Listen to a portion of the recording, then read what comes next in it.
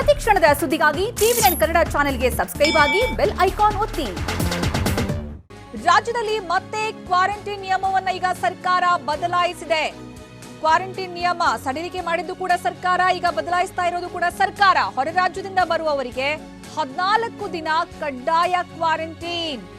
ವೈದ್ಯಕೀಯ ಶಿಕ್ಷಣ ಸಚಿವ ಡಾಕ್ಟರ್ ಕೆ ಸುಧಾಕರ್ ಈಗ ಟ್ವೀಟ್ ಮಾಡಿದ್ದಾರೆ. ಕ್ವಾರಂಟೈನ್ ನಿಯಮ ಬದಲಾಯಿಸಿದಂತಹ ಸಂದರ್ಭದಲ್ಲಿ ಜನರಿಂದ ಆಕ್ರೋಶ ವ್ಯಕ್ತವಾಗಿತ್ತು. ಯಾಕೆ ಇಷ್ಟು ಕಡಿಮೆ ದಿನಗಳ ಕಾಲ ಕ್ವಾರಂಟೈನ್ ಅಂತ ಬೆಂಗಳೂರಿನ ಜನ ಕೇಳಿದ್ರು, ರಾಜ್ಯ ಜನ ಕೇಳಿದ್ರು. ಈಗ ಮತ್ತೆ ಬದಲಾಯಿಸಿದೆ ಸರ್ಕಾರ. 14 ದಿನ ಕ್ವಾರಂಟೈನ್ ಹೊರ ರಾಜ್ಯದಿಂದ ಬರುವವರಿಗೆ. ಈಗಾಗಲೇ ಬಹಳಷ್ಟು ಜನ ಬಂದಾಗಿದೆ, ಸೋಂಕು ಹರಡಿಯಾಗಿದೆ, ಕ್ವಾರಂಟೈನ್ ನಿಯಮ ಸಡಿಲಿಕೆ ಆಗಿದೆ. ಈಗ ಮತ್ತೊಂದು ಸ್ಟೆಪ್ ಇಡ್ತಾ ಇದೆ ಸರ್ಕಾರ, ಅದನ್ನ ಬದಲಾಯಿಸುವಂತಹ ಸ್ಟೆಪ್ ಇದು. ವೈದ್ಯಕೀಯ ಶಿಕ್ಷಣ ಸಚಿವ ಡಾಕ್ಟರ್ ಕೆ ಸುಧಾಕರ್ ಈ ಬಗ್ಗೆ ಟ್ವೀಟ್ ಮಾಡಿದ್ದಾರೆ. ರಾಜ್ಯದಲ್ಲಿ ಮತ್ತೆ ಕ್ವಾರಂಟೈನ್ ನಿಯಮವನ್ನ ಸರ್ಕಾರ ಬದಲಾಯಿಸಿದೆ. ಹೊರ ರಾಜ್ಯದಿಂದ ಬರುವವರಿಗೆ 14 ದಿನ ಕ್ವಾರಂಟೈನ್. ಈಗಾಗಲೇ ಸೋಂಕು ಯಾವ ರೀತಿ ಕಾಣಿಸ್ಕೊಳ್ಳುತ್ತೆ ಅಂತಂದ್ರೆ, ಮೊದಲ ಒಂದು ವಾರ ಕಾಣಿಸ್ಕೊಳ್ಳದೆ 14 ದಿನ ಕ್ವಾರಂಟೈನ್ ಮುಗಿಯುವ ಸಂದರ್ಭದಲ್ಲಿ ಕಾಣಿಸ್ಕೊಳ್ತಾ ಇತ್ತು. ಆದ್ರೆ ಕ್ವಾರಂಟೈನ್ ನಿಯಮವನ್ನೇ ಸಡಿಲಿಕೆ ಮಾಡಿತ್ತು ಸರ್ಕಾರ. 7 ದಿನ ಸಾಕು, 4 ದಿನ ಸಾಕು ಅನ್ನುವ ರೀತಿಯಲ್ಲಿ, ಜೊತೆಗೆ ಹೋಮ್ ಕ್ವಾರಂಟೈನ್ ಸಾಕು, ಸಾಂಸ್ಥಿಕ ಕ್ವಾರಂಟೈನ್ ಬೇಡ ಅನ್ನುವ ರೀತಿ ಕೂಡ ಆಗಿತ್ತು.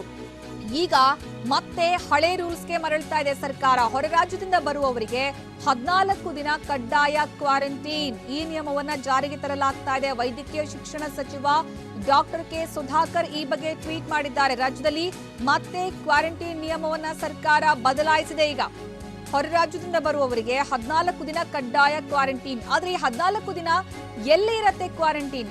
ಮನೆಯಲ್ಲಿ ಇರತ್ತಾ ಅಥವಾ ಸಾಂಸ್ಥಿಕ ಕ್ವಾರಂಟೈನ್ ಇರುತ್ತಾ? ಈ ಬಗ್ಗೆ ಇನ್ನು ಸ್ಪಷ್ಟತೆ ಸಿಗಬೇಕಾಗಿದೆ. 7 ದಿನ ಮನೆ, 7 ದಿನ ಸಾಂಸ್ಥಿಕ ಕ್ವಾರಂಟೈನ್ ಈ ರೀತಿ ಇರುತ್ತಾ? ಈ ನಿಯಮ ಯಾವ ರೀತಿ ಅಪ್ಲೈ ಆಗುತ್ತೆ ಕಾದ್ ನೋಡ್ಬೇಕಾಗಿದೆ. ಆದ್ರೆ 14 ದಿನ ಕ್ವಾರಂಟೈನ್ ಅಲ್ಲಿ ಇರಲೇಬೇಕಾಗುತ್ತೆ. ಈಗಾಗಲೇ ಇದ್ದಂತಹ ರೂಲ್ಸ್ ಏನಿತ್ತು, 7 ದಿನಗಳ ಕಾಲ ಸಾಕು, ಇನ್ನು ಕೆಲವರಿಗೆ 3 ದಿನಗಳ ಕಾಲ ಸಾಕು, ಯಾವುದೇ ಲಕ್ಷಣ ಇಲ್ಲ ಅಂತಂದ್ರೆ ಅನ್ನುವಂತಹ ನಿಯಮ ಏನಿತ್ತು, ಅದನ್ನ ಈಗ ಬದಲಾಯಿಸಲಾಗ್ತಾ ಇದೆ. 14 ದಿನ ಕಡ್ಡಾಯ ಕ್ವಾರಂಟೈನ್ ನಿಯಮವನ್ನ ಜಾರಿ ಮಾಡಲಾಗ್ತಾ ಇದೆ.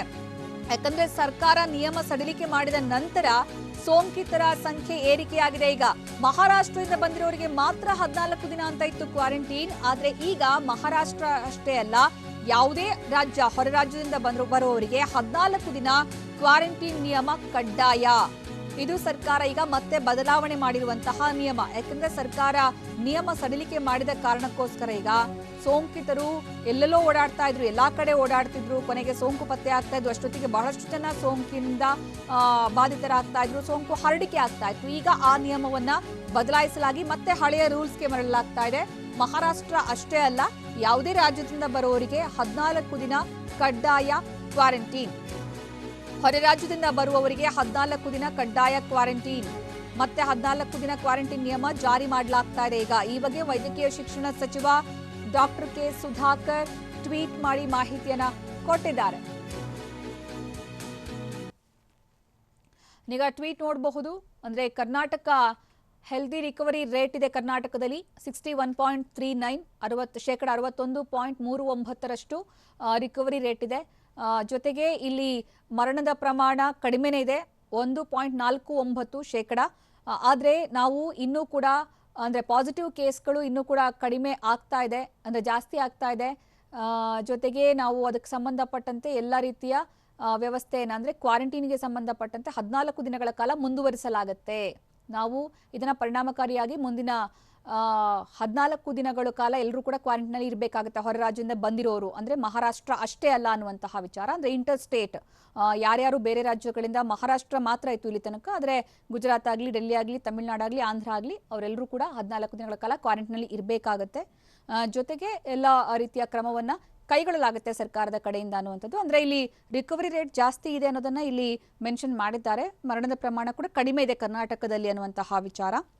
ಅದೇ ರೀತಿ ಈಗೇನು ಕ್ರಮವನ್ನು ಕೈಗೊಳ್ಳಲಾಗಿದೆ ಅದೆಲ್ಲವನ್ನ ಕೂಡ ಮುಂದಿನ ದಿನಗಳಲ್ಲಿ ಮುಂದುವರಿಸಲಾಗುತ್ತೆ.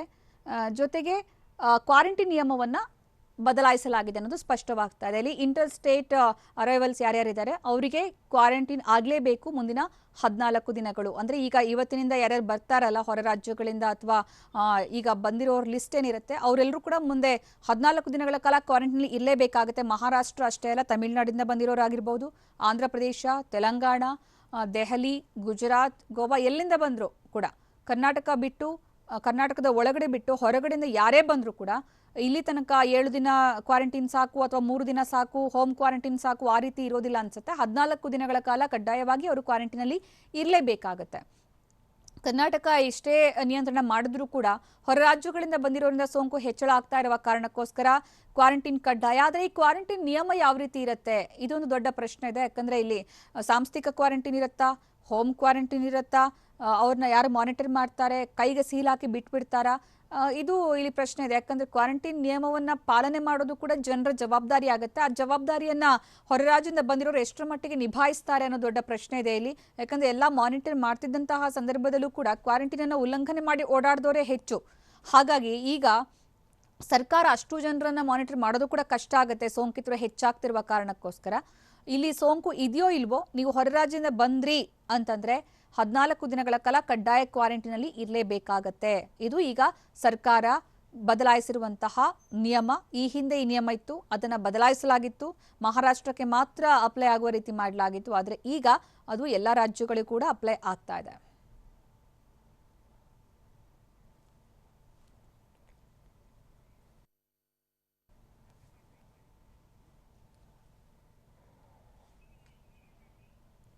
ಇನ್ನು ಸೀಲ್ ಡೌನ್ ಆಗಬೇಕಾದಂತಹ ಪರಿಸ್ಥಿತಿ ಇದೆಯಾ ಬೆಂಗಳೂರಲ್ಲಿ ಅಂತ ನೋಡೋದಾದ್ರೆ, ಸೋಂಕಿತರ ಸಂಖ್ಯೆ ಏರಿಕೆ ಆಗ್ತಾ ಇದೆ. ಹೊರ ರಾಜ್ಯಗಳಿಂದ ಬಂದಿರೋರಲ್ಲಿ ಸೋಂಕು ಕಾಣಿಸಿಕೊಳ್ತಾ ಇತ್ತು. ಆದರೆ ಅದು ಈಗ ಯಾವ ರೀತಿ ಸ್ಪ್ರೆಡ್ ಆಗಿದೆ ಅಂತಂದ್ರೆ, ಅಲ್ಲಿ ಸ್ಥಳೀಯವಾಗಿಯೂ ಕೂಡ ಜನರಲ್ಲಿ ಸೋಂಕು ಹರಡಿ ಆಗಿದೆ ಬಹುತೇಕ ಏರಿಯಾಗಳಲ್ಲಿ. ಇನ್ನು ಕರ್ನಾಟಕದ ಕೋವಿಡ್-19 ಪೇಷಂಟ್ಗಳ ಅಂಕಿ ಅಂಶವನ್ನು ಕೂಡ ಇಲ್ಲಿ ತೋರಿಸಲಾಗಿದೆ. ಅಂದ್ರೆ ಓವರ್ ಆಲ್ ಇಂಡಿಯಾದ ಅಂಕಿ ಅಂಶಗಳು ಯಾವ ರೀತಿ ಇದೆ ಪರಿಸ್ಥಿತಿ ಅನ್ನುವಂತಹ ವಿಚಾರವಾಗಿ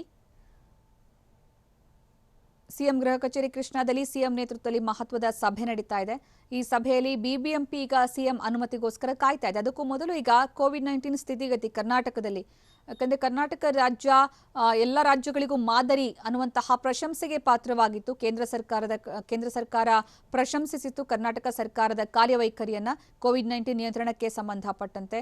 ಆದರೆ ಎಲ್ಲವೂ ಕೂಡ ಹೊರ ರಾಜ್ಯದಿಂದ ಬಂದಂತಹ ಸೋಂಕಿತರಿಂದಾಗಿ ಎಲ್ಲವೂ ಕೂಡ ಉಲ್ಟಾ ಪಲ್ಟಾ ಆಗುವ ರೀತಿ ಕಂಡು ಬರ್ತಾ ಇದೆ. ಕಾರಣ ಏನಂತಂದ್ರೆ, ಕರ್ನಾಟಕ ಏನೋ ನಿಯಂತ್ರಣ ಮಾಡಿತ್ತು ಸೋಂಕನ್ನ, ಜನರು ಕೂಡ ಸಹಕಾರ ಕೊಟ್ಟಿದ್ರು, ಸರ್ಕಾರ ಕೂಡ ಅಗತ್ಯ ಕ್ರಮವನ್ನು ಕೈಗೊಂಡಿತ್ತು. ಆದರೆ ಬದಲಾದಂತಹ ಪರಿಸ್ಥಿತಿಯಲ್ಲಿ ಹೊರ ರಾಜ್ಯದಿಂದ ಬಂದಿರೋರಿಂದ ಸೋಂಕು ಇನ್ನಷ್ಟು ವ್ಯಾಪಕವಾಗಿ ಏನು ಹರಡಿಕೆ ಆಯಿತು. ಈಗ ಅದು ಯಾವ ಮಟ್ಟಿಗೆ ಹರಡಿಕೆ ಆಗಿದೆ ಅನ್ನುವಂತಹ ವಿಚಾರವಾಗಿ ನೋಡ್ತಾ ಹೋದ್ರೆ, ಈಗ ಮತ್ತೆ ಸೀಲ್ ಡೌನ್ ಅಸ್ತ್ರವನ್ನೇ ಪ್ರಯೋಗಿಸಬೇಕಾಗತ್ತೆ ಅನ್ನುವಂತಹ ಪರಿಸ್ಥಿತಿ ಇದೆ. ಹೀಗಾಗಿ ಕರ್ನಾಟಕ ಸರ್ಕಾರ ಎಫೆಕ್ಟಿವ್ ಆಗಿ ಏನು ನಿಯಂತ್ರಣ ಮಾಡಿತ್ತು, ಅದು ಈಗ ಮುಂದಿನ ದಿನಗಳಲ್ಲಿ ಯಾವ ರೀತಿ ಬದಲಾಗುತ್ತೆ ಅನ್ನುವಂತಹ ಆತಂಕ ಸರ್ಕಾರಕ್ಕೂ ಕೂಡ ಇದೆ. ಹೀಗಾಗಿ ಆದಷ್ಟು ಬೇಗ ಅದನ್ನು ನಿಯಂತ್ರಣ ಮಾಡೋದಕ್ಕೆ ಕ್ರಮವನ್ನು ಕೈಗೊಳ್ಳಬೇಕಾಗಿದೆ. ಅದಕ್ಕೆ ಈಗ ಸಿಎಂ ನೇತೃತ್ವದಲ್ಲಿ ಮಹತ್ವದ ಸಭೆ ನಡೀತಾ ಇರೋದು. ಎಲ್ಲಕ್ಕಿಂತ ಪ್ರಮುಖವಾಗಿ ಬೆಂಗಳೂರು ಹಲವು ವಾಣಿಜ್ಯ ಚಟುವಟಿಕೆಗಳಿಗೆ ಕೇಂದ್ರ ಆಗಿರುವಂತಹ ಪ್ರದೇಶ, ರಾಜಧಾನಿ. ಇಲ್ಲಿ ಬಹಳಷ್ಟು ವಾಣಿಜ್ಯ ಚಟುವಟಿಕೆಗಳು ನಡೆಯುತ್ತೆ. Complete lockdown, complete seal down ಮಾಡಿದ್ರೆ ಆರ್ಥಿಕವಾಗಿ ದೊಡ್ಡ ಹೊಡೆತವನ್ನು ಅನುಭವಿಸಬೇಕಾಗತ್ತೆ ಸರ್ಕಾರ. ಅದರ ಜೊತೆಗೆ ಇಲ್ಲಿ ಬೇರೆ ಬೇರೆ ರಾಜ್ಯಗಳಿಂದ ಬಂದಿರುವಂತಹ ಬಹಳಷ್ಟು ಜನ ಇದ್ದಾರೆ, ಹೊರ ದೇಶಗಳಿಂದ ಬಂದು ಇಲ್ಲೇ ಸೆಟ್ಲ್ ಆಗಿರೋರು ಕೂಡ ಇದ್ದಾರೆ.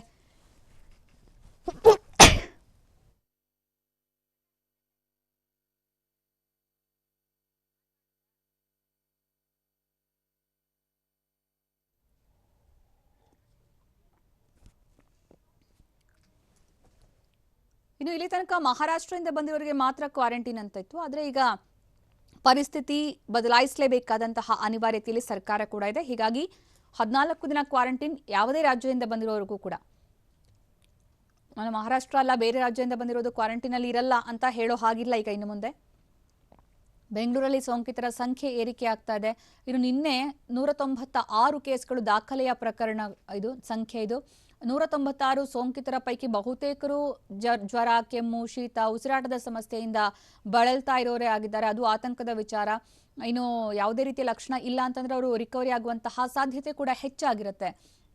ಇನ್ನು ಪ್ರಾಥಮಿಕ ಸಂಪರ್ಕ ಮತ್ತೆ ಟ್ರಾವೆಲ್ ಹಿಸ್ಟ್ರಿ ಎಲ್ಲವೂ ಕೂಡ ಪತ್ತೆ ಹಚ್ಚೋದು ಕೂಡ ಈಗ ದೊಡ್ಡ ಸವಾಲಾಗಿದೆ ಆರೋಗ್ಯ ಇಲಾಖೆಯ ಸಿಬ್ಬಂದಿಗೆ, ಬಿಬಿಎಂಪಿ ಸಿಬ್ಬಂದಿಗೆ. ಯಾಕಂದ್ರೆ ಈಗಾಗಲೇ 3 ತಿಂಗಳಿಂದ ಈ ಕೋವಿಡ್-19 ವಿಚಾರವಾಗಿ ಸುಸ್ತು ಆಗಿದೆ, ಬೇಸ್ತು ಬಿದ್ದಿದ್ದಾರೆ. ಯಾಕಂದ್ರೆ ಆ ಮಟ್ಟಿಗೆ ಕೊರೋನಾ ಸೋಂಕು ಕಂಟ್ರೋಲ್ ಮಾಡುವಲ್ಲಿ ಕೊರೋನಾ ವಾರಿಯರ್ಸ್ ಪಾತ್ರ ಇತ್ತು. ಒಂದು ದಿವಸ ರಜೆನೂ ತೆಗೆದುಕೊಳ್ಳದೆ ಅವರು ಕೆಲಸ ಮಾಡ್ತಾ ಇದ್ರು. ಆದರೆ ಈಗ ಈ ರೀತಿ ಸೋಂಕು ಏರಿಕೆ ಆಗ್ತಾ ಹೋದ್ರೆ ಇನ್ನೊಂದು ಕಡೆ ಕೊರೋನಾ ವಾರಿಯರ್ಸ್ ಕೂಡ ಸೋಂಕಿಗೆ ತುತ್ತಾಗ್ತಾ ಇದ್ದಾರೆ. ಪೇಷಂಟ್ಗಳ ಸಂಖ್ಯೆ ಜಾಸ್ತಿ ಆಗ್ತಾ ಇದೆ, ಟೆಸ್ಟ್ಗಳ ಸಂಖ್ಯೆ ಅಧಿಕ ಆಗಬೇಕಾಗಿದೆ, ಜನರಿಗೆ ಆಸ್ಪತ್ರೆಗೆ ದಾಖಲು ಮಾಡಬೇಕಾದ ಪೇಷಂಟ್ಗಳ ಸಂಖ್ಯೆ ಕೂಡ ಹೆಚ್ಚಾಗ್ತಾ ಇದೆ. ಹೀಗಾಗಿ ವೈದ್ಯರಿಗೂ ತಲೆನೋವು, ಇದು ಸರ್ಕಾರಕ್ಕೂ ತಲೆನೋವು, ಜೊತೆಗೆ ಆರೋಗ್ಯ ಇಲಾಖೆ ಕೂಡ ದೊಡ್ಡ ಸವಾಲಿದು.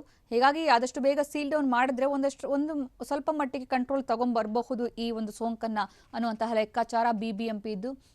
ಒಟ್ಟಾರೆ ಇಲ್ಲಿ ಗುಣಮುಖರಾಗೋರ ಸಂಖ್ಯೆ ಇದ್ರೂ ಕೂಡ ಆ ಪ್ರಮಾಣಕ್ಕೆ ಹೋಲಿಸಿದ್ರೆ ಸೋಂಕಿತರ ಸಂಖ್ಯೆ ಡಬಲ್ ತ್ರಿಬಲ್ ಆಗ್ತಾ ಇದೆ, ಏರಿಕೆ ಆಗ್ತಾ ಇದೆ. ಗುಣಮುಖರಾಗೋದಕ್ಕಿಂತಲೂ ಕೂಡ ಸೋಂಕಿತರೇ ಹೆಚ್ಚಾಗ್ತಾ ಇದ್ದಾರೆ ಅನ್ನುವಂತಹ ವಿಚಾರ ಇದು. ಇನ್ನು ಈ ಬಗ್ಗೆ ಹೆಚ್ಚಿನ ಮಾಹಿತಿ ನೀಡ್ತಾರೆ ನಮ್ಮ ಪ್ರತಿನಿಧಿ ಕಿರಣ್. ಈಗ ಸಿಎಂ ಗೃಹ ಕಚೇರಿ ಕೃಷ್ಣಾದಲ್ಲಿ ಮಹತ್ವದ ಸಭೆ ನಡೀತಾ ಇದೆ. ಸಭೆಯಲ್ಲಿ ಈಗ ಪ್ರಮುಖವಾಗಿ ಯಾವ ವಿಚಾರ ಚರ್ಚೆಗೆ ಬರ್ತಾ ಇದೆ ಒಂದು, ಆಮೇಲೆ ಈಗಾಗಲೇ ವೈದ್ಯಕೀಯ ಶಿಕ್ಷಣ ಸಚಿವರು 14 ದಿನ ಕಡ್ಡಾಯ ಕ್ವಾರಂಟೈನ್ ಯಾವುದೇ ರಾಜ್ಯದಿಂದ ಬಂದರೂ ಕೂಡ ಅನ್ನುವಂತಹ ಟ್ವೀಟ್ ಅನ್ನ ಮಾಡಿದ್ದಾರೆ. ಇದು ಯಾವ ರೀತಿ ಇರುತ್ತೆ? ಈ ಹಿಂದೆ ಇದ್ದಂತೆ 14 ದಿನ ಸಾಂಸ್ಥಿಕವಾಗಿ ಇರುತ್ತಾ ಅಥವಾ ಒಂದು ವಾರ ಮನೆ ಒಂದು ವಾರ ಸಾಂಸ್ಥಿಕ ಕ್ವಾರಂಟೈನ್ ಆ ರೀತಿ ಇರುತ್ತಾ? ಸುಕನ್ಯಾ, ಮುಖ್ಯಮಂತ್ರಿಗಳ ಅಧ್ಯಕ್ಷತೆಯಲ್ಲಿ ಸಿಎಂ ಗೃಹ ಕಚೇರಿ ಕೃಷ್ಣಾದಲ್ಲಿ ನಡೆಸಿರುವಂತಹ ಸಭೆಯಲ್ಲಿ ಬೆಂಗಳೂರಿನಲ್ಲಿ ಕೋವಿಡ್ ಸೋಂಕು ನಿಯಂತ್ರಣ ಮಾಡುವಂತಹ ವಿಚಾರವಾಗಿ ಚರ್ಚೆಯನ್ನ ಮಾಡಲಾಗ್ತಿದೆ. ಪ್ರಮುಖವಾಗಿ ಅಧಿಕಾರಿಗಳಿಂದ ಈಗ ಮುಖ್ಯಮಂತ್ರಿಗಳಿಗೆ ಬಿಬಿಎಂಪಿ ವ್ಯಾಪ್ತಿಯಲ್ಲಿ ಕೈಗೊಂಡಿರುವಂತಹ ಕ್ರಮಗಳು ಮತ್ತು ಸೋಂಕಿನ ಪ್ರಮಾಣ ಏರುಗತಿಯಲ್ಲಿ ಸಾಗ್ತಿರುವಂತಹ ವೇಗ ಮತ್ತು ಅದಕ್ಕೆ ಪರಿಣಾಮಕಾರಿಯಾಗಿ ಅದನ್ನ ತಡೆಯುವಂತ ನಿಟ್ಟಿನಲ್ಲಿ ಆಗಿರುವಂತಹ ಕ್ರಮಗಳು ಎಲ್ಲವನ್ನೂ ಕೂಡ ವಿವರಣೆ ನೀಡುವಂತಹ ಕೆಲಸವನ್ನ ಅಧಿಕಾರಿಗಳು ಮಾಡ್ತಾ ಇದ್ದಾರೆ. ಹೀಗಾಗಿ ಮುಖ್ಯಮಂತ್ರಿಗಳು ಕೂಡ ಮುಂದಿನ ದಿನಗಳಲ್ಲಿ ಯಾವೆಲ್ಲ ಕ್ರಮಗಳನ್ನ ಕೈಗೊಳ್ಳಬೇಕು ಅನ್ನುವಂತಹ ವಿಚಾರದಲ್ಲೂ ಕೂಡ ಅಧಿಕಾರಿಗಳಿಗೆ ಈ ಒಂದು ಸಭೆಯಲ್ಲಿ ಮಾಹಿತಿಯನ್ನ ಮತ್ತು ನಿರ್ದೇಶನ ಕೊಡುವಂತಹ ಒಂದು ಕೆಲಸವನ್ನು ಕೂಡ ಮಾಡ್ತಿದ್ದಾರೆ. ಪ್ರಮುಖವಾಗಿ ಇಲ್ಲಿ ಅಧಿಕಾರಿಗಳು ಕೊಡ್ತಿರುವಂತಹ ಮಾಹಿತಿಗಳ ಪ್ರಕಾರ ರಿಕವರಿ ರೇಟ್ ಜಾಸ್ತಿ ಆಗ್ತಿದೆ ಹೊರತು ಮರಣ ಪ್ರಮಾಣ ಇಲ್ಲಿ ಕಡಿಮೆ ಆಗ್ತಿದೆ. ಹೀಗಾಗಿ ನಾವು ತಕ್ಕ ಮಟ್ಟಿಗೆ ನಾವು ನಿಯಂತ್ರಣ ಮಾಡುವಂತಹ ಕೆಲಸದಲ್ಲಿ ನಾವು ಯಶಸ್ವಿ ಆಗ್ತಿದ್ದೀವಿ ಅನ್ನುವಂತಹ ಒಂದು ಮಾಹಿತಿಯನ್ನು ಕೂಡ ಅಧಿಕಾರಿಗಳು ಸಭೆಯಲ್ಲಿ ಮುಖ್ಯಮಂತ್ರಿಗಳಿಗೆ ಕೊಡ್ತಾ ಇದ್ದಾರೆ. ಹೀಗಾಗಿ ಬೆಂಗಳೂರಿನಲ್ಲಿ ಲಾಕ್ಡೌನ್ ಸಡಿಲಗೊಳಿಸಿರುವಂತಹ ಕಾರಣಕ್ಕಾಗಿ ಮತ್ತಷ್ಟು ಸೋಂಕಿನ ಪ್ರಮಾಣವನ್ನ ತಡೆಯುವಂತಹ ಕಾರಣಕ್ಕಾಗಿ ಮತ್ತಷ್ಟು ಸೀಲ್ ಡೌನ್ ಮಾಡುವಂತಹ ವಿಚಾರವೂ ಕೂಡ ಇವತ್ತಿನ ಸಭೆಯಲ್ಲಿ ಚರ್ಚೆ ಆಗುತ್ತೆ. ಯಾಕಂದ್ರೆ ಈಗಾಗಲೇ ಬಿಬಿಎಂಪಿ ಕೆಲವು ನಿರ್ದಿಷ್ಟ ಪ್ರದೇಶಗಳನ್ನ ಸೀಲ್ ಡೌನ್ ಮಾಡುವಂತಹ ಪ್ರಕ್ರಿಯೆಗಳನ್ನ ಆರಂಭಿಸಿರುವಂತಹ ಕಾರಣಕ್ಕಾಗಿ ಬಿಬಿಎಂಪಿ ತನ್ನ ಇತಿಮಿತಿಯಲ್ಲೇ ತೆಗೆದುಕೊಳ್ಳುವಂತಹ ಒಂದು ನಿರ್ಧಾರಗಳಿಗೆ ರಾಜ್ಯ ಸರ್ಕಾರವು ಕೂಡ ಬೆಂಬಲ ಸೂಚಿಸುವಂತಹ ನಿಟ್ಟಿನಲ್ಲೂ ಕೂಡ ಇವತ್ತಿನ ಸಭೆಯಲ್ಲಿ ಚರ್ಚೆ ಆಗುತ್ತೆ. ಜೊತೆಗೆ ಕೊರೋನಾ ವಾರಿಯರ್ಸ್ಗೆ ಬೆಂಗಳೂರಿನಲ್ಲಿ ಪ್ರಮುಖವಾಗಿ ಹೆಚ್ಚಿನ ಪ್ರಮಾಣದಲ್ಲಿ ಸೋಂಕು ತಗುಲುತ್ತಿರುವಂತಹ ಕಾರಣಕ್ಕಾಗಿ ಆ ಒಂದು ವಿಚಾರದಲ್ಲೂ ಕೂಡ ಹೆಚ್ಚಿನ ಕ್ರಮವನ್ನು ವಹಿಸುವಂತಹ ನಿಟ್ಟಿನಲ್ಲೂ ಕೂಡ ಇವತ್ತಿನ ಸಭೆಯಲ್ಲಿ ಚರ್ಚೆ ಆಗುತ್ತೆ ಮತ್ತು ಕೊರೋನಾ ವಾರಿಯರ್ಸ್ ಗಳಿಗೆ ಹೆಚ್ಚಿನ ಸುರಕ್ಷತಾ ಕ್ರಮಗಳನ್ನ ಕೈಗೊಳ್ಳುವಂತ ಬಗ್ಗೆ ಕೂಡ ಚರ್ಚೆ ಆಗುತ್ತೆ. ಇನ್ನು ವೈದ್ಯಕೀಯ ಶಿಕ್ಷಣ ಸಚಿವ ಸುಧಾಕರ್ ಅವರು ಹೇಳಿರುವಂತಹ ಒಂದು 14 ದಿನಗಳ ಕ್ವಾರಂಟೈನ್ ವಿಚಾರ ಏನಿದೆ, ಅಂತಾರಾಜ್ಯ ಪ್ರಯಾಣಿಕರಿಗೆ ಕಡ್ಡಾಯವಾಗಿ 14 ದಿನಗಳ ಕ್ವಾರಂಟೈನ್ ಅನ್ನ ಮಾಡ್ತೀವಿ ಅನ್ನುವಂತಹ ಒಂದು ನಿರ್ಧಾರವನ್ನ ಈಗ ರಾಜ್ಯ ಸರ್ಕಾರ ಕೈಗೊಂಡಿದೆ. ಕೋವಿಡ್ ವಾರ್ ರೂಮ್ ನಿಂದ ಸಿಕ್ಕಿರುವಂತಹ ವರದಿಯನ್ನು ಆಧರಿಸಿ ರಾಜ್ಯ ಸರ್ಕಾರ ಇಂತಹ ಒಂದು ತೀರ್ಮಾನವನ್ನ ಕೈಗೊಳ್ತಿದೆ ಅನ್ನುವಂತಹ ಮಾಹಿತಿಗಳು ಬರ್ತಾ ಇದೆ. ಕಳೆದ ವಾರ ರಾಜ್ಯ ಸರ್ಕಾರ ಒಂದು ತೀರ್ಮಾನವನ್ನ ಕೈಗೊಂಡಿತ್ತು. ಅಂದ್ರೆ ತಮಿಳುನಾಡು ಮತ್ತಿತರ ಒಂದೆರಡು ರಾಜ್ಯಗಳಿಂದ ಬರುವಂತವರಿಗೆ 3 ದಿನಗಳ ಕಾಲ ಸಾಂಸ್ಥಿಕ ಕ್ವಾರಂಟೈನ್ ಮತ್ತು ಉಳಿದಂತಹ 11 ದಿನಗಳ ಕಾಲ ಹೋಮ್ ಕ್ವಾರಂಟೈನ್ ಮಾಡುವಂತಹ ನಿರ್ಧಾರವನ್ನ ಕೈಗೊಂಡಿತ್ತು. ಮತ್ತು ದೆಹಲಿ ಮುಂಬೈಗಿಂದ ಬಂದಂತವರಿಗೆ 7 ದಿನಗಳ ಕಾಲ ಸಾಂಸ್ಥಿಕ ಕ್ವಾರಂಟೈನ್ ಮತ್ತು 7 ದಿನಗಳ ಕಾಲ ಹೋಮ್ ಕ್ವಾರಂಟೈನ್ ಮಾಡುವಂತಹ ನಿರ್ಧಾರವನ್ನ ಕೈಗೊಂಡಿತ್ತು. ಆದ್ರೆ ಈಗ ಇವತ್ತು ವೈದ್ಯಕೀಯ ಶಿಕ್ಷಣ ಸಚಿವರು ಕೊಟ್ಟಿರುವಂತಹ ಹೇಳಿಕೆಯ ಪ್ರಕಾರವಾಗಿ ಒಟ್ಟು ಅಂತಾರಾಜ್ಯ ಪ್ರಯಾಣಿಕರಿಗೆ ಒಟ್ಟು 14 ದಿನಗಳ ಕಾಲದ ಕ್ವಾರಂಟೈನ್ ಮಾಡುವಂತಹ ತೀರ್ಮಾನವನ್ನ ಕೈಗೊಳ್ಳಲಾಗಿದೆ. ಸ್ಟೇಟ್ ವಾರ್ ರೂಮ್ ಏನಿದೆ, ಕೋವಿಡ್ ವಾರ್ ರೂಮ್, ಇಲ್ಲಿಂದ ಸಿಕ್ಕಿರುವಂತಹ ವರದಿಯನ್ನು ಆಧರಿಸಿ ಈಗ ಸರ್ಕಾರ ಇಂತಹ ತೀರ್ಮಾನವನ್ನ ಕೈಗೊಳ್ಳೋದಕ್ಕೆ ಮುಂದಾಗಿದೆ. ಆದ್ರೆ ಇಲ್ಲಿ 14 ದಿನಗಳ ಕಾಲ ಸಾಂಸ್ಥಿಕ ಕ್ವಾರಂಟೈನ್ ಮಾಡಲಾಗತ್ತಾ ಅಥವಾ 14 ದಿನಗಳ ಕಾಲ ಅವರಿಗೆ ಹೋಮ್ ಕ್ವಾರಂಟೈನ್ ಮಾಡಲಾಗತ್ತ ಅನ್ನುವಂಥದ್ರ ಬಗ್ಗೆ ಇನ್ನಷ್ಟೇ ಸ್ಪಷ್ಟೀಕರಣ ರಾಜ್ಯ ಸರ್ಕಾರದಿಂದ ಸಿಗ್ಬೇಕಾಗಿದೆ. ಸುಕನ್ಯಾ. ಓಕೆ, ಅಂದ್ರೆ ಕಿರಣ್, ಈಗ ಇವತ್ತಿನ ತೀರ್ಮಾನ ಬಹಳ ಮುಖ್ಯ. ಯಾಕಂದ್ರೆ ಬೆಂಗಳೂರಿನಲ್ಲಿ ಆಗ್ತಾ ಇರುವಂತಹ ಪರಿಸ್ಥಿತಿ, ಅಂದ್ರೆ ಸೋಂಕಿತರ ಸಂಖ್ಯೆ ಏರಿಕೆ ಆಗ್ತಾ ಇರುವ ರೀತಿ ನೋಡ್ತಾ ಇದ್ರೆ ಸಮುದಾಯಕ್ಕೆ ಹರಡಿದೆ ಇದು ಅನ್ನುವಂತಹ ಆತಂಕ ಶುರುವಾಗ್ತಾ ಇದೆ. ಹೀಗಾಗಿ ಇವತ್ತಿನ ಒಂದು ತೀರ್ಮಾನ ಏನಿರಬಹುದು ಬಹುತೇಕ ಸಿಎಂ ಕಡೆಯಿಂದ ಅಂತ? ಸುಕನ್ಯಾ, ಈಗಾಗಲೇ ಸಮುದಾಯಕ್ಕೆ ಸೋಂಕು ತಗುಲಿದೆ ಅನ್ನುವಂತಹ ಆತಂಕವನ್ನ ತಜ್ಞ ವೈದ್ಯರು ಮತ್ತು ವೈದ್ಯಕೀಯ ಸಿಬ್ಬಂದಿ ವ್ಯಕ್ತಪಡಿಸಿದ್ರು ಕೂಡ ಆರೋಗ್ಯ ಇಲಾಖೆ ಆ ಒಂದು ವಿಚಾರವನ್ನ ಪೂರ್ಣ ಪ್ರಮಾಣದಲ್ಲಿ ಒಪ್ಕೊಳ್ಳೋದಕ್ಕೆ ಸಿದ್ಧವಿಲ್ಲ. ಹೀಗಾಗಿ ಈ ಒಂದು ವಿಚಾರದಲ್ಲೂ ಕೂಡ ಸಮುದಾಯಕ್ಕೆ ಹರಡಿರುವಂತಹ ವಿಚಾರದಲ್ಲಿ ಏನೆಲ್ಲ ಕ್ರಮಗಳನ್ನ ಕೈಗೊಳ್ಳಬೇಕು ಮತ್ತು ಒಂದು ವೇಳೆ ಹರಡಿದ್ರೆ ಅದನ್ನ ಪ್ರಿವೆನ್ಷನ್ ಮಾಡುವಂತ ವಿಚಾರದಲ್ಲಿ ಏನ್ ಮಾಡ್ಬೇಕನ್ನುವಂಥದ್ರ ಬಗ್ಗೆ ಇವತ್ತಿನ ಸಭೆಯಲ್ಲಿ ಚರ್ಚೆ ಮಾಡಲಾಗುತ್ತೆ. ಪ್ರಮುಖವಾಗಿ ಸೀಲ್ ಡೌನ್ ಇರುವಂತಹ ಮಾರ್ಗ ಅನ್ನುವಂತಹ ಒಂದು ಅಭಿಪ್ರಾಯ ಬಹುತೇಕ ಇವತ್ತಿನ ಸಭೆಯಲ್ಲಿ ಬಿಬಿಎಂಪಿ ಕಡೆಯಿಂದ ರಾಜ್ಯ ಸರ್ಕಾರದ ಮುಂದೆ ಮಂಡಿಸಲ್ಪಡುವಂತಹ ಸಾಧ್ಯತೆಗಳಿವೆ. ಒಂದು ವೇಳೆ ಸೀಲ್ ಡೌನ್ ಮಾಡುವಂತಹ ವಿಚಾರ ಅಂದ್ರೆ ಈ ಇಷ್ಟು ದಿನಗಳ ಕಾಲ ಕೇವಲ ಸೋಂಕಿತರು ಅಥವಾ ಶಂಕಿತರಿದ್ರೆ ಅವರ ಮನೆಯನ್ನು ಮಾತ್ರ ಸೀಲ್ ಡೌನ್ ಮಾಡಲಾಗ್ತಿತ್ತು. ಇನ್ನು ಮುಂದೆ ಈ ಹಿಂದೆ ಇದ್ದಂತಹ ಪಾದರಾಯನಪುರ ಅಥವಾ ಬಾಪೂಜಿ ನಗರದಲ್ಲಿ ಯಾವ ರೀತಿಯಲ್ಲಿ ಸೀಲ್ ಡೌನ್ ಮಾಡಲಾಗಿತ್ತು ಅದೇ ವ್ಯವಸ್ಥೆನ ಮತ್ತೆ ಜಾರಿಗೆ ತರುವಂತಹ ಒಂದು ಅಭಿಪ್ರಾಯವೇ ಬಹುತೇಕ ಇವತ್ತಿನ ಸಭೆಯಲ್ಲಿ ಮಂಡನೆ ಆಗುವಂತಹ ಸಾಧ್ಯತೆಗಳಿವೆ. ಇವತ್ತಿನ ಸಭೆಯಲ್ಲಿ ಬಹುತೇಕ ಸಚಿವರುಗಳು ಕೂಡ ಅದೇ ಒಂದು ಅಭಿಪ್ರಾಯಕ್ಕೆ ಮನ್ನಣೆಯನ್ನು ಸೂಚಿಸಿದ್ರೆ ಬಿಬಿಎಂಪಿ ಕೈಗೊಳ್ಳುವಂತಹ ನಿರ್ಧಾರಗಳಿಗೆ ರಾಜ್ಯ ಸರ್ಕಾರ ತನ್ನ ಒಪ್ಪಿಗೆಯನ್ನು ಸೂಚಿಸುವಂತಹ ಸಾಧ್ಯತೆಗಳಿದೆ. ಸುಕನ್ಯಾ, ಧನ್ಯವಾದ ಕಿರಣ್. ಹೊರ ರಾಜ್ಯದಿಂದ ಬರುವವರಿಗೆ ಈಗ 14 ದಿನ ಕಡ್ಡಾಯ ಕ್ವಾರಂಟೈನ್, 14 ದಿನ ಕ್ವಾರಂಟೈನ್ ಇರಬೇಕಾಗುತ್ತೆ. ಆದ್ರೆ ಕ್ವಾರಂಟೈನ್ ನಿಯಮಗಳು ಏನೇನು ಈ ಬಗ್ಗೆ ಇನ್ನಷ್ಟೇ ಸ್ಪಷ್ಟತೆ ಸಿಗಬೇಕಾಗಿದೆ. ಈಗ ವೈದ್ಯಕೀಯ ಶಿಕ್ಷಣ ಸಚಿವ ಡಾಕ್ಟರ್ ಕೆ ಸುಧಾಕರ್ ಈ ಬಗ್ಗೆ ಟ್ವೀಟ್ ಅನ್ನ ಮಾಡಿದ್ದಾರೆ. ಇನ್ನೊಂದು ಕಡೆ ಈಗ ಮಹತ್ವದ ಸಭೆ ನಡೀತಾ ಇದೆ ಸಿಎಂ ನೇತೃತ್ವದಲ್ಲಿ. ಈ ಸಭೆಯತ್ತ ಈಗ ಎಲ್ಲರ ಚಿತ್ತ. ಕಾರಣ ಏನಂತಂದ್ರೆ ಬೆಂಗಳೂರಿನ ಸ್ಥಿತಿ ಇವತ್ತಿನ ರೀತಿ ನಾಳೆ ಇರುತ್ತಾ, ಎಲ್ಲ ಏರಿಯಾಗಳು, ಕೆಲವೊಂದು ಏರಿಯಾಗಳು ಸೀಲ್ ಡೌನ್ ಆಗುತ್ತಾ, ಸೀಲ್ ಡೌನ್ ಆಗಬಹುದಾದಂತಹ ಏರಿಯಾಗಳು ಯಾವ್ಯಾವುದು, ಸೀಲ್ ಡೌನ್ ಆಗುವಂತಹ ಏರಿಯಾಗಳು ಯಾವ ರೀತಿ ಇರುತ್ತೆ ಇನ್ನು ಮುಂದೆ, ಎಲ್ಲ ಕುತೂಹಲಕ್ಕೆ ಉತ್ತರ ಸಿಗೋದಿಕ್ಕೆ ಇನ್ನು ಕೆಲವೇ ಕ್ಷಣಗಳಷ್ಟೇ ಬಾಕಿ ಇರೋದು.